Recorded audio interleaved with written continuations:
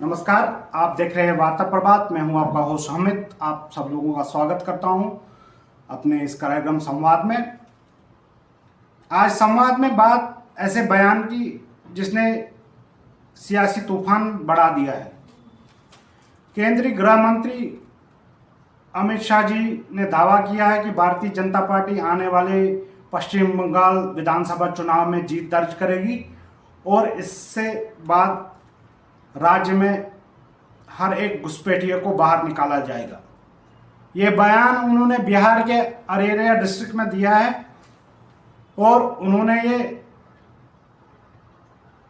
सीमा बल सशस्त्र सीमा बल यानी एसएसबी के 175 करोड़ रुपए की परियोजनाओं का उद्घाटन किया और बॉर्डर चौकियां राष्ट्र को समर्पित की। शाह ने कहा कि देश की सुरक्षा और कल्याणकारी योजनाओं की प्रभावशीलता के लिए घुसपैठ सबसे बड़ी चुनौती है। उनके मुताबिक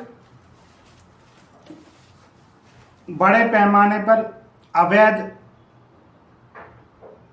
प्रवेश सीमावर्ती इलाकों में अतिक्रमण को बढ़ावा दिया जा रहा है और डेमोग्राफिक बदलाव का खतरा पैदा होता है इन सब चीज़ों से, जो स्थानीय संस्कृति और सामाजिक संतुलन को प्रभावित करता है।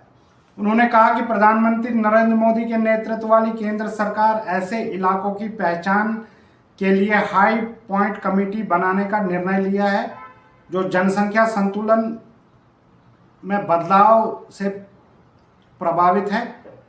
शाह ने कहा कि बिहार, झारखंड और पश्चिम बंगाल में सबसे ज़्यादा चुनौतियां हैं। ये राज्य सबसे ज़्यादा प्रभावित है। राजनीतिक नज़रिए से देखें तो बंगाल में बीजेपी पिछले दशक से तेज़ी से उभर रही है, जैसा कि आपको पता है, और मुख्यमंत्री ममता बनर्जी की तृणमूल कांग्रेस को सीधी चुनौती दे रही है और मुख्यमंत्री ममता बनर्जी की पार्टी और ममता बनर्जी चौथी बार सत्ता में वापस लौटने का हर संभव प्रयास कर रही है। शाह ने यह भी कहा कि घुसपैठ के खिलाफ कार्रवाई की शुरुआत सीमांचल क्षेत्र से होगी। उन्होंने हाल ही में हुए चुनाव में एनडीए को मिले समर्थन के लिए जनता का धन्यवाद भी किया और दोहराया कि अगले जनादेश तक हर घुसपैठिया को सीमांचल से बाहर निकाल दिया जाएगा। सीमा सुरक्षा की रणनीति पर बोलते हुए गृह मंत्री ने कहा कि पोरस बॉर्डर से निपटने के लिए, यानी कि जो खुला बॉर्डर का वो खुला इलाका है, उसके लिए एक एसओपी की अलग से ज़रूरत है।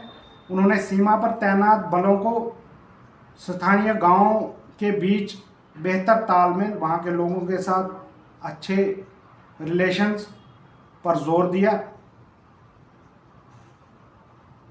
ताकि वो लोग भी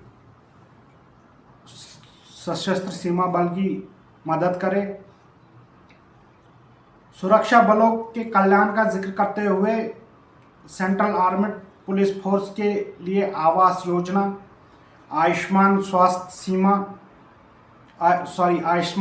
बीमा और आश्रितों के लिए स्कॉलरशिप जैसी योजनाओं का भी उल्लेख किया और इस दौरान जिनको कुछ क्षति पहुंचती है जिनके शरीर को, उन दिव्यांग होने वाले जवानों के लिए एग्रेशन रिलीफ बढ़ाने के लिए भी बात कही। ये कार्यक्रम में केंद्रीय गृह मंत्री नित्यानंद राय और बिहार के उप मुख्यमंत्री सम्राट चौधरी भी मौजूद थे। अपने संबोधन की शुरुआत में शाह ने स्वतंत्रता सेनानी विनायक दामोदर सावरकर को उनकी पुण्यतिथि पर श्रद्धांजलि अर्पित की और उन्होंने सावरकर जी को एक निडर राष्ट्रवादी तथा प्रभावशाली लेखक भी बताया। अब बड़ा सवाल ये है, क्या घुसपैठ और डेमोग्राफिक बदलाव का मुद्दा बंगाल चुनाव में निर्णायक साबित होगा? क्या ये राष्ट्रीय सुरक्षा का प्रश्न है या राजनीतिक ध्रुवीकरण की रणनीति? आप कमेंट में ज़रूर बताइए हमें। आपको क्या लगता है कि भारतीय जनता पार्टी इस बार बंगाल में ममता बनर्जी को सत्ता से बाहर कर पाएगी? क्या भारतीय जनता पार्टी पूरे बंगाल में अब इतना प्रभाव और वर्चस्व बना चुकी है? अपने कमेंट ज़रूर कमेंट बॉक्स में लिखिएगा। आपके सुझाव, हमारा वार्ता प्रभात का संवाद कार्यक्रम आपको कैसा लग रहा है, इसमें और अच्छा हम क्या कर सकते हैं, अपने सुझाव ज़रूर बताइएगा। वीडियो को लाइक और ज़्यादा से ज़्यादा शेयर कीजिए और हमारे साथ जुड़े रहिए। आने वाले दिनों में हम और भी महत्वपूर्ण विषय लेके आपके समक्ष कई मुद्दों पर विश्लेषण करेंगे जो देश से, विदेशों से, अंतर्राष्ट्रीय मंचों से जुड़े हुए हैं। तो मिलते हैं आपसे संवाद के अगले अंक तक। तब तक मुझे आज्ञा दीजिए। जय हिंद, जय भारत।